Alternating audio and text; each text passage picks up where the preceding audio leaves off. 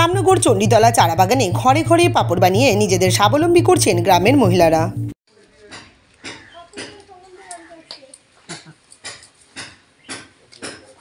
একটা সময় শিল্পাঞ্চলে শিল্পের জোয়ার ছিল, আজ সবই অতীত। শিল্পাঞ্চলে বন্ধ একাধিক কলকারখানা, ধুঁকছে জুট শিল্প।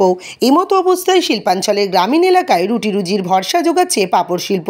কাউগাছিয়া গ্রাম পঞ্চায়েতের শামনগর চণ্ডীতলা চারাবাগান, উত্তর চণ্ডীতলার ঘরে ঘরে পাঁপড় বানিয়ে নিজেদের স্বাবলম্বী করছেন গ্রামের মহিলারা। গ্রামের অনেক পুরুষও এই পাঁপড় শিল্পের সঙ্গে যুক্ত। এখানে মূলত তৈরি হয় মশলা পাঁপড়, বেসন, বিভিন্ন রকমের ডাল, সয়াবিন তেল ও মশলার উপকরণ মিশিয়ে পাঁপড় তৈরি করা হয়। খসখসে মশলাদার পাঁপড় স্বাদেও খুব সুস্বাদু। চণ্ডীতলা চারাবাগান গ্রামের পাঁপড় ব্যবসায়ীদের হাত ধরে রাজ্য ছাড়িয়ে পাড়ি দিচ্ছে দেশের ভিন রাজ্যেও।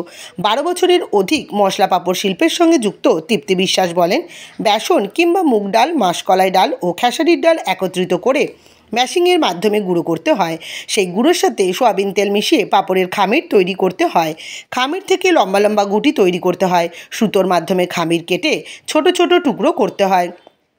ছোট ছোট টুকরো থেকেই হাতের চাপে বেলনের মাধ্যমে পাতলা রুটি তৈরি হয়। সেই রুটি রোদে শুকিয়ে শক্ত করতে হয়। তারপর প্যাকেজিং হয়ে কারবারিদের কাছে পৌঁছায়।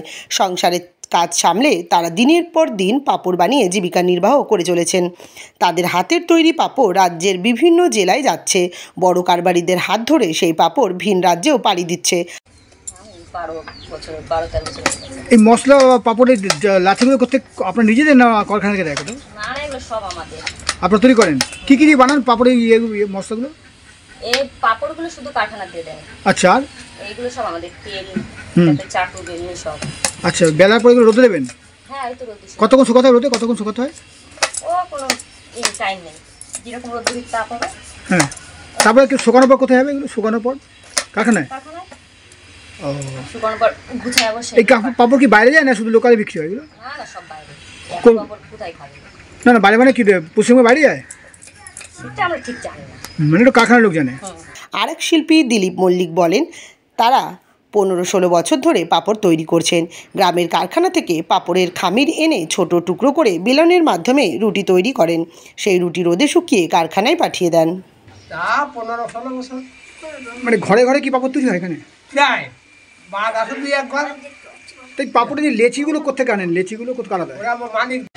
আমরা ওখানে কারখানা আছে, ওই কারখানায় দিয়ে দিই, ওরা ওখান থেকে লরিতে করে নিয়ে চলে যায়। কতক্ষণ শুকো দিতে হয়? কতক্ষণ শুকো দিতে হয় বেলে? বেশি সময় টাইম লাগে না, তাও 15-20 মিনিট হয়ে যায় শুকায়। এই যে লেচিগুলো কি হয়? বেসনের না কিসের? না বেসন। বেসন আর কি কি দেয় মেশায় তার সাথে? ডাল, ডাল দেয়, অনেক রকম ডাল আছে, আমরা অত বলতে পারবো না। বেসনটা দেয় তো, আমরা অত বলতে পারবো। খুব সুস্বাদু এই পাঁপড়, খুব সুস্বাদু। হ্যাঁ, এই পাঁপড়ের কোনো নাম আছে? পাঁপড়ের কোনো নাম আছে? পাঁপড়ের নাম আছে, পাঁপড় আছে, বিউলির ডালের পাঁপড় আছে, এইসব নাম আছে।